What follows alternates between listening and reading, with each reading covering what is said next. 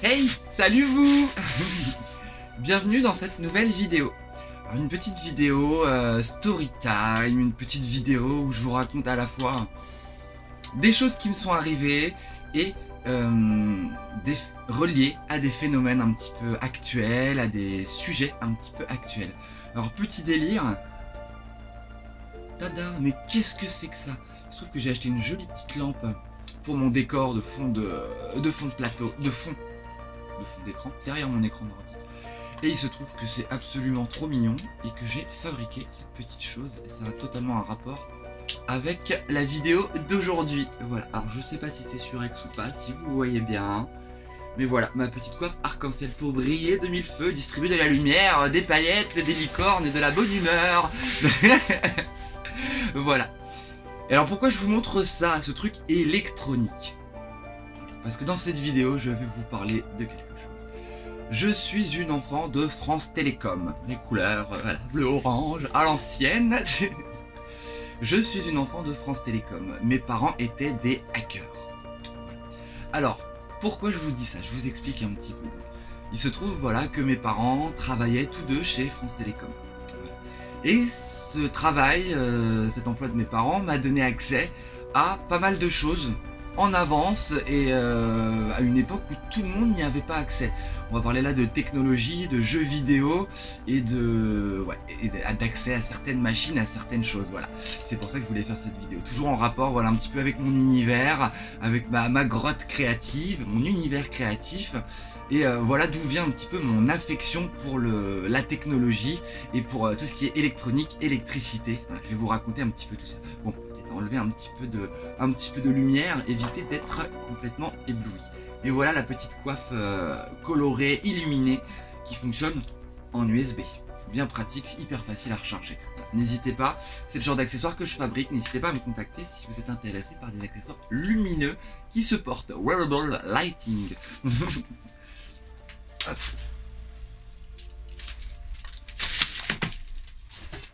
Et je vous parlais donc, voilà, de France Télécom et tout ça. Alors, tout le monde connaît plus ou moins France Télécom, les mauvaises histoires qu'il y a eu à une époque par rapport au patronat, par rapport à la gestion qu'ils avaient de leurs équipes, tout ça, et comme quoi il y a eu des personnes qui se sont donné la mort, hein, burn-out et compagnie, voilà. Mais c'est pas le sujet là que je veux aborder, ça j'y ai été exposé, hein, quand mes parents y travaillaient, je les voyais le soir quand ils rentraient du travail, donc j'ai appris certaines choses, mais restons sur quelque chose d'un peu plus positif du coup.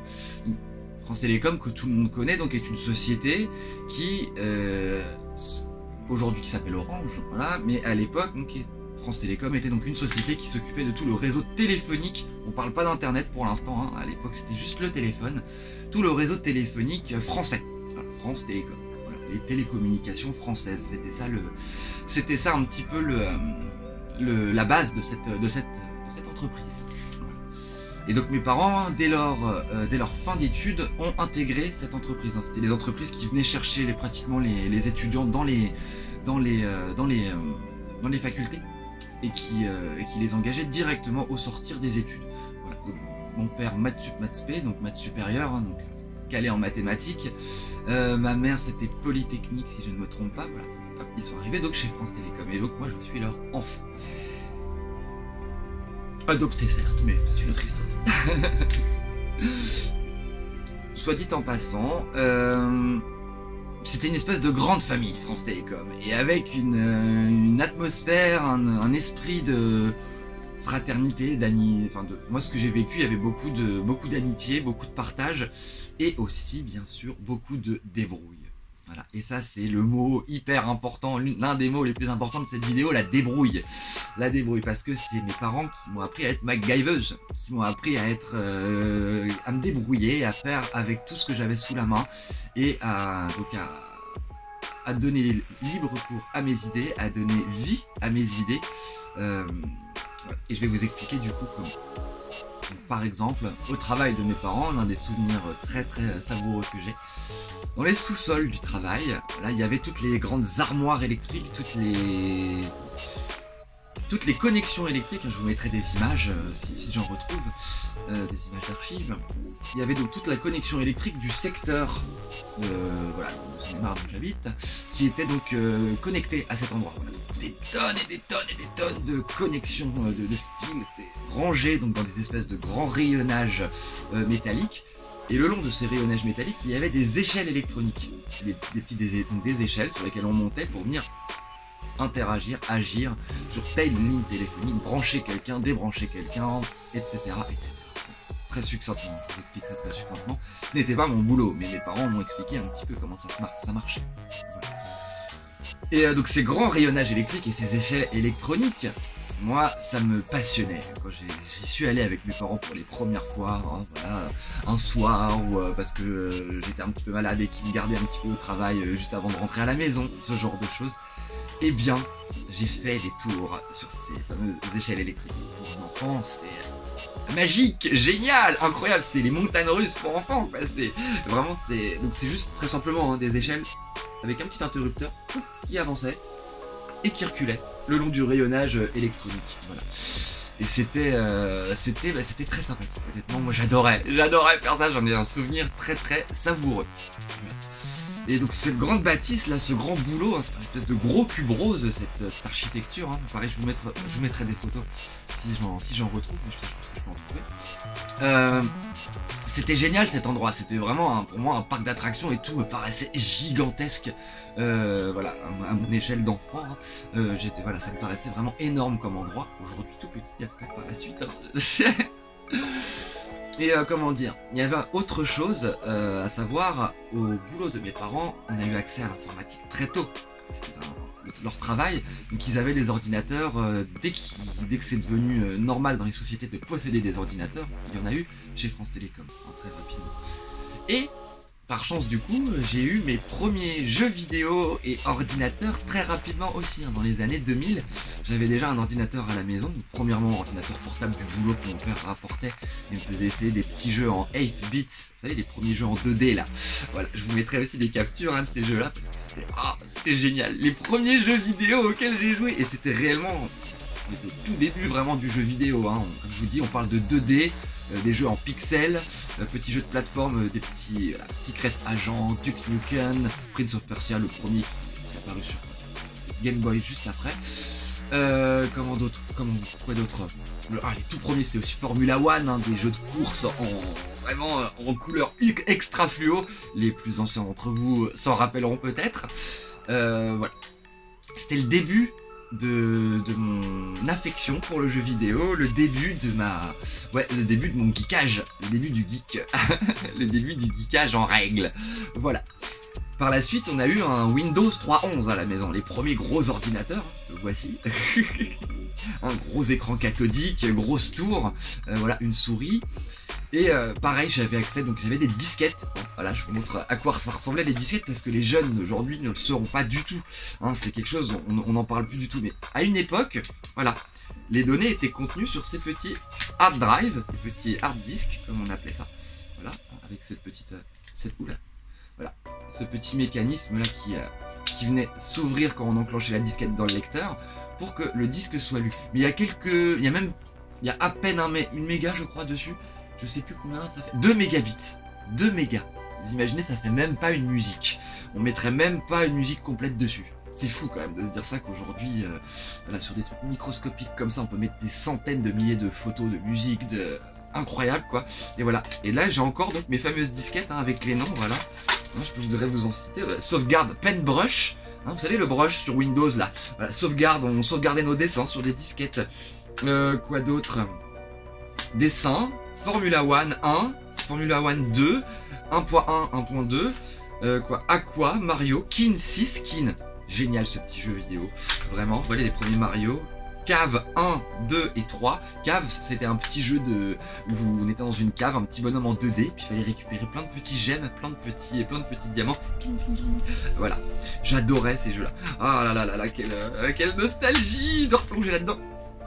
Il y a encore l'odeur de l'informatique à l'ancienne dans la boîte. Bref, voilà, c'était un petit voyage temporel dans le geek à l'ancienne un petit peu. Premiers ordinateurs et hyper important, mes parents très très jeunes ont pris un ordinateur du boulot qui ne fonctionnait plus et l'ont ouvert devant moi. Voilà, et m'ont expliqué, je sais pas, je devais avoir 4-5 ans, pas plus, et m'ont expliqué, voilà, là tu as le cœur, là tu as le cerveau, là tu as la mémoire, tu as la carte mère, voilà, et c'est là qu'on m'a expliqué comment fonctionnait un petit peu le système à l'intérieur, hein, les circuits imprimés, les composants de l'ordinateur, et comment tout ça fonctionnait et donnait, pouf, l'ordinateur qu'on a aujourd'hui. J'ai constaté, quand j'étais dans l'animation pour les jeunes, tout ça, j'ai constaté aujourd'hui qu'il y a pas mal d'enfants qui savent, de jeunes qui savent maîtriser un ordinateur ou quoi, ou un téléphone, mais il y en a aussi beaucoup qui ne savent pas du tout ce qu'il y a dedans. Et je pense que c'est important de savoir comment fonctionne une bécane, un téléphone, un ordinateur, tout appareil. Je trouve ça hyper important quand on en a l'utilité de savoir comment ça marche. Parce que c'est bien de savoir comment les choses fonctionnent. Voilà, petit à petit, on évolue tout au long de sa vie en apprenant et en sachant un petit peu plus ce qu'il y a à l'intérieur des choses et comment tout ça fonctionne. Ça c'est... Pardon, mais moi ça me paraît une logique, voilà, de comprendre un petit peu. Ça vient aussi de là que quand mes parents ont ouvert cet ordinateur, on a toujours eu le réflexe chez nous d'ouvrir les machines quand elles fonctionnaient plus. Voilà, de voir, qu'est-ce qu'il y a? C'est une pièce en plastique qui est cassée. Et c'est peut-être une soudure qui a à refaire. Juste une soudure, une petite surchauffe et il y a une soudure à refaire. Voilà, un réflexe qui est très précieux aujourd'hui. Hein, on essaie de réparer. On essaie de réparer. Je suis pas non plus fermé à la seconde main, occasion, reconditionnement, qui marche beaucoup aujourd'hui. Hein. Certaines pièces électroniques se changent très bien et on retrouve un appareil en parfait état de marche. Voilà. La technologie, ouais. Donc très jeune, et puis après tout au long de ma vie, hein, technologie, premier ordinateur, j'ai fini par en avoir un dans ma chambre. Un ordinateur Windows 3.11, hein, encore une fois, les tout premiers. Hein. Et c'est là que j'ai commencé à faire mes imitations et mes voix. J'avais juste, vous savez, le petit microphone, l'application microphone sur les premiers Windows 98. Hop, et il y avait même des petits effets d'écho et des petits effets tout basiques, hein, et je m'éclatais. J'étais là avec mon petit micro et puis je racontais des histoires d'extraterrestres, je faisais des plateaux télé juste en audio, voilà, avant même YouTube, avant même tout ça, là c'était bien avant du coup. Et voilà, je commençais déjà à m'exprimer sur ce médium-là et à faire des petits romans audio, des petits trucs. Voilà. Je les ai encore. Un de ces quatre, je vous ferai une compile et je vous mettrai ça. Rien que pour vous. J'adore les réécouter de temps en temps, ça me fait très belle nostalgie. Je parle encore de France Télécom. Au boulot de mes parents, il y avait aussi donc ce fameux gros ordinateur. À l'époque, il y avait un ordinateur au boulot de mes parents sur lequel il y avait Internet. Un ordinateur. Voilà, donc c'était dans les années, on était là 99, vraiment 99-2000, hein, vraiment, c'était ces années-là. Imaginez, hein, aujourd'hui c'est normal, on l'a dans notre poche Internet, voilà.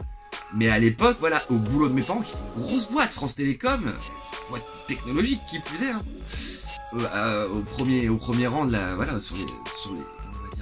au dernier cri de la technologie, si je puis dire, ils avaient un ordinateur avec Internet. Et je me rappelle sur lequel on pouvait regarder par exemple les retransmissions des Guignols de l'info, ou de Canal+. Ces choses-là, il commençait tout juste à y avoir des vidéos. Imaginez, hein, quelle a été l'évolution exponentielle de tout ça en à peine 20 ans. C'est dingue. Il y a ce qui arrive en ce moment, la robotique, hein. J'ai déjà commencé à en parler. On aura d'autres sujets, d'autres vidéos sur le sujet. Et j'ai énoncé là il y a quelques instants Canal+. C'est très bien, tout vous découle naturellement, c'est parfait. Canal+.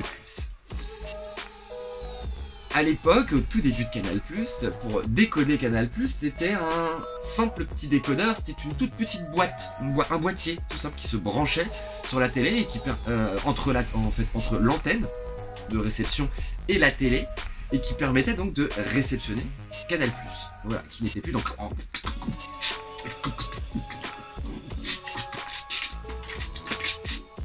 Hein, je vous ai refait le Canal+ scripté pour ceux et celles qui ont connu.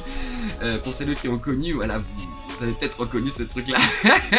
Quand on n'avait pas le décodeur, on voyait Canal+ en crypté, c'est-à-dire en irregardable et inaudible. Impossible. Je vous montrerai ce que ça donnait. Et comment dire, mes parents ont eu la possibilité, grâce à leurs compétences technologiques, techniques, de fabriquer un Canal+ pirate. À l'époque, attention, très longtemps du coup, hein, il y a bien 20 ans. À l'époque, au Canal+, pour le décoder, il fallait juste ce boîtier et non pas une carte d'abonnement qui, voilà, avec une identification, etc., qui permettait de dire je mets ma carte, je suis abonné, j'ai Canal+. Voilà.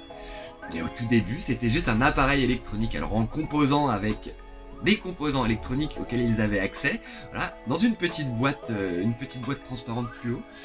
Ils avaient donc monté un Canal+, donc avec la connectique qu'il fallait, et un petit bouton marche-arrêt, et tous les petits composants, résistance, condensateur et autres, qu'il y avait à l'intérieur de la boîte, et ça leur permettait d'avoir Canal+.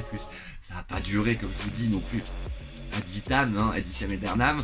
Ça a vite été corrigé par la société Canal+, qui a donc mis en circulation ces cartes d'abonnement qu'il fallait donc introduire, les puces, d'abord des puces avant d'être des cartes, c'est des puces, une petite clé blanche avec une carte SIM dessus, clairement, hein, une petite puce électronique dessus, et on la mettait dans son boîtier pour avoir Canal+, et que ce soit décodé, et vous pouvez bien payer son abonnement. Voilà, petite histoire, d'où le titre de la vidéo qui dit « Mes parents étaient des hackers ». Et c'est pas seulement à ce niveau-là, dans tout ce que je vous ai expliqué, je vous ai aussi expliqué qu'ils m'ont appris à me débrouiller, et à faire les choses par moi-même, et à... Un truc, c'est une phrase qui m'était énoncée par mes parents régulièrement. Alors j'ai été gâté, attention, j'ai eu une enfance, j'ai adoré mon enfance, il n'y avait pas de problème de ce côté-là. Mais à des moments, voilà, ils étaient dans la, je dirais, dans la justesse, mes parents, et à des moments, plutôt que de m'offrir des jouets, j'avais déjà eu mon jouet de Noël, mon jouet d'anniversaire, plutôt que de m'acheter quelque chose, ils me disaient « Ah bah non, t'as déjà eu ton jouet, t'as déjà eu ton cadeau, tu te le fabriques ». Ou tu joues avec ce que tu as déjà, ou tu te le fabriques. Et ce terme-là, je l'ai déjà dit dans d'autres vidéos, mais extrêmement important, tu te le fabriques. Voilà. Et par chance, hein, j'avais à disposition des matériaux, des outils, on m'aidait, on me montrait comment faire, on m'expliquait, et on me laissait faire aussi par moi-même. Voilà, j'ai pu m'éduquer de ce côté-là. Voilà un petit peu ce que je voulais vous dire sur France Télécom, la technologie et tout ce que ça m'a apporté un petit peu dans ma vie, du coup, le travail de mes parents, hein, ce travail un petit peu donc technologique. Alors leur travail à eux, c'était à la base donc de connecter, voilà, les lignes téléphoniques, comme je vous le disais, et par la suite ça a été donc ça a été modifié, tout est devenu plus, comment on va dire, centralisé, puis il y a Internet qui est arrivé, comme je vous le disais aussi, démocratisation d'Internet. Donc leur boulot s'est modifié. Ils n'ont plus eu à faire toutes ces connexions ça a été relégué à d'autres personnes, ce travail. Ils n'ont plus eu à faire tous ces branchements manuels, ces interventions dans l'Île-de-France pour régler des problèmes électriques. Ils se sont retrouvés dans un bureau pour faire donc une gestion de la gestion d'équipe, un petit peu. Et puis après, ils sont donc partis en retraite. Voilà. Alors oui, hein, ça a pas été par la suite, ça a été, donc aujourd'hui la société s'appelle Orange, que tout le monde connaît, hein, forfait téléphonique, portable, internet, télé, et j'en passe, hein, je sais, il manque sans doute il y a sans doute des mentions que je n'ai pas citées. Voilà, et une dernière chose que j'ai oublié de citer, très importante aussi, chose que le boulot de mes parents nous donnait accès, c'est le comité d'entreprise. Et alors là, il y a eu des choses magnifiques qui nous ont été offertes grâce au comité d'entreprise, quand le comité d'entreprise France Télécom était encore bien défendu, je dirais, parce que c'est une politique interne. Je m'arrêterai là sur ce sujet-là. C'est des façons que les sociétés ont de voir en interne comment ils récompensent, si j'ose dire, leurs travailleurs ou leurs salariés. Et il y avait ce comité d'entreprise. Donc, premièrement, très jeune, on avait tous les ans une fête de Noël à la salle des fêtes donc de ma ville, où tout France Télécom arrivait, et donc on avait un spectacle des gens du cirque, toute une représentation qui durait 1h30, 2h, un réel spectacle de Noël, quoi. Et on finissait, on allait donc en arrière salle, autour de la scène, et là on avait donc un cadeau qu'on avait commandé au préalable sur catalogue, hein, qui nous était offert chaque année. Voilà, on avait ce petit le Noël de Noël France Télécom chaque année comme ça. Donc ça c'était très sympa. Après ça a été modifié, mais c'était vraiment sympathique. Cette modification était vraiment cool. J'ai vraiment apprécié ce qu'ils ont offert par la suite. À savoir les années qui ont suivi. Là, on était dans les années 2000, encore une fois 2004, 2005 je pense. France Télécom offrait à ses salariés la privatisation de Disneyland Paris. Alors imaginez-vous ce parc, donc j'ai des amis qui travaillent en plus aujourd'hui, que je salue aujourd'hui. Ma chère Brocéliande, je t'embrasse. Eh bien, c'était une privatisation. Donc privatisation veut dire que le parc est fermé au public, sauf pour 5000 personnes. Alors, je ne connais plus les effectifs complets de Disney, mais je crois que c'est 100 000, je sais plus combien l'effectif complet du parc, et des deux parcs, il y avait déjà les deux parcs. C'est ouvert pour 5000 ou même 10 000 personnes, quoi. Donc c'est rien du tout. À l'échelle du parc, c'est rien du tout. Donc, on pouvait faire les attractions à répétition. Space Mountain à répétition, le train de la mine à répétition, la maison hantée à répétition, Aladdin et compagnie à répétition. Ça se passait souvent donc à la période de Noël, comme vous l'avez entendu. Donc il y avait toutes les décorations de Noël de Disneyland, toute la magie de Disneyland. Hein. Waouh, waouh, waouh, waouh. C'était une très très belle époque. Ça, vraiment, les années 2000. Ah c'était génial. Oui, oui, grosse nostalgie pour ces années-là. Mais allez, cultivons tout ça et on peut retrouver un petit peu de tout ça encore aujourd'hui. Ouais. Disneyland en privatisé, c'était très très sympa. Et ça, 1 année, 2 années, 3 années de suite à peu près. Waouh, des souvenirs succulents d'avoir découvert ce parc un petit peu de manière private, VIP. Bon, voilà. Mais c'est des choses qui se font encore aujourd'hui. Hein. Je ne sais plus quel comité d'entreprise, mais il y en a certains qui le font encore, je crois. Je sais pas si c'est toujours cette idée de privatiser pour une société.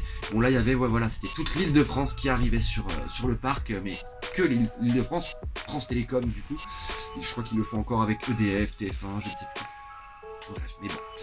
Voilà, des souvenirs savoureux, succulents. Et vous voyez, je vous ai raconté le boulot de mes parents, une histoire de vie, puis à la fin, voilà, des faits d'un petit peu de société et de historique, si on peut dire, un petit peu vintage. Oui, le vintage, hein, c'est une histoire de génération. Chacune a son vintage. Voilà, c'est voilà, une vingtaine d'années en arrière. Voilà, c'est ça que le mot vintage veut dire, si je ne m'abuse. Voilà. Quelque chose de très important aussi, du coup, à quoi j'ai eu accès avec le travail de mes parents. Je vous disais, ils m'ont beaucoup poussé à la débrouille, à faire beaucoup de choses par moi-même. Et au boulot de mes parents, j'avais accès à beaucoup de matériaux technologiques, des vieux circuits imprimés, des fils électriques, des éléments de composition. Et je me souviens que mon père avait mis de côté un gros carton pour moi. Et quand j'allais au boulot, je pouvais m'amuser avec, bidouiller avec, et puis faire mes petits assemblages, mes petits montages. Encore une fois, ça a été aussi le début de ma création et de mon... Je commence à m'éveiller de ce côté-là, côté manuel, côté invention un peu technologique, steampunk, hack la life. Soit dit en passant, je vous énonce la hack life. Le film Hackers, donc de 1995, je m'abuse ici, et l'affiche. Vous arrivez vachement à cerner un petit peu cette ambiance, cette atmosphère là de ces années. On ressent beaucoup. Ian Softly, qui a fait le film, a vraiment su retranscrire toute l'atmosphère cybernétique de ces années-là. Voilà, donc le film Hackers, je vous le conseille si tout ce que je vous raconte dans cette vidéo vous parle. C'est un film dans lequel on cerne très très bien toute cette atmosphère cybernétique, et du début du circuit imprimé, un peu de la matrice et tout ça. Voilà un petit peu. Je vous énonçais également que France Télécom, tout n'était pas rose, hein, tout n'était pas, malgré que le bâtiment, là où mes parents travaillaient, était rose. Blague de merde, c'est pas grave. Tout était pas rose. Et j'ai connu autre chose aussi avec Télécom, c'était les manifestations, les manifs. Mes parents m'ont emmené faire des manifs, alors qu'il y a un rapport ou non avec leur travail, hein. C'était des manifestants, mes parents m'ont emmené en manif, à mon plus jeune âge, hein, je me souviens de certains chants et danses que j'ai pu faire avec eux dans les foules de manifestations. C'est un souvenir très très très présent dans ma tête. Alors, je ne suis pas très militante, en termes politiques, tout ça. C'est pas des choses pour moi dans lesquelles je souhaite évoluer. Par contre, bah voilà, je milite, je défends quand même des idées et des credos et des façons de voir la vie, une vision. Et voilà, je fais d'une autre manière que mes parents, si j'ose dire. Voilà. Je me dois de vous dire aussi, je vous ai parlé dans une autre vidéo de la sensibilité, de ma sensibilité.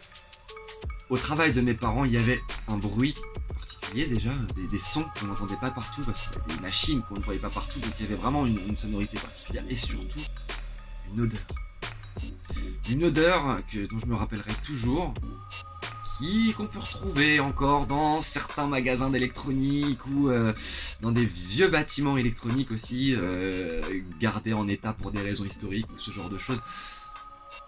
J'arrive pas à la décrire cette odeur, c'est une odeur à la fois donc de machines électroniques qui sont en train de chauffer comme dans un ordinateur, à la fois de plastique, plastique neuf, de café, à l'époque de cigarettes aussi un petit peu. Il y avait vraiment une odeur bien particulière, et ça puait pas, attention, hein, loin de moi l'idée de dire que ça puait, parce que c'est une odeur qui tout de suite me retransporte dans les années 90-2000. Je sens cette odeur, c'est pouf, mon cerveau c'est voyage temporel, années 90-2000. C'est dingue, j'ai des images et toute une atmosphère, ouais, tout me revient dans ces années. Un petit truc aussi très rigolo, le self, la cantine du boulot de mes parents. Alors là, on est connus plusieurs. Ça a toujours été très rigolo et les collègues de mes parents ont toujours été très rigolos aussi. Je me rappelle qu'une des collègues de mes parents m'avait appris une connerie monumentale, surtout pas faire, et je l'avais faite à la cantine de l'école et je m'étais fait engueuler bien comme il faut. Vous savez, prendre une little spoon, une petite cuillère, on fait une boulette de pain, on met la boulette de pain sur le manche de la petite cuillère, puis on tape fort sur la coupelle de la petite cuillère, et là ça envoie comme une catapulte la boulette de pain. C'était la collègue des parents qui m'avait montré ça à la cantine, et après je l'avais refait moi, 4-5 ans là, à la cantine, et je te dis après, ah non, on m'avait pas tapé sur les doigts, mais on m'avait bien engueulé, je me rappelle, et puis mes parents expliquant ça à l'instit, c'est la collègue qui lui a appris ça. Voilà, non, comme vous voyez, c'était de très bons souvenirs, et des choses qui sont restées ancrées, bien en moi. Voilà. J'espère que ce partage vous a plu. C'était une petite vidéo, voilà, un peu story time. J'espère que ça vous a plu. N'hésitez pas à me le dire en commentaire. Hein, si vous aussi vous avez eu des expériences par rapport à France Télécom, par rapport à tout ce que j'ai évoqué, tous les sujets qui ont été évoqués dans cette vidéo, n'hésitez pas à réagir en commentaire. Ce sera un plaisir d'échanger là-dessus avec vous. Hop, un petit clic, un petit like si vous le voulez bien, c'est gratuit, ça fait plaisir et ça me soutient à fond. Voilà, un petit commentaire comme je vous l'ai dit, puis vous pouvez vous abonner. Il y aura d'autres contenus de la sorte et bien d'autres choses, une pléthore de choses. J'ai plein de choses à raconter et à partager avec vous. C'était Tata Rafa et la suite au prochain numéro. Bye bye. Oh non, c'est là, hein, c'est pas grave, mais voilà, c'est pas grave. Je vous embrasse, bonne année. Petit feu d'artifice.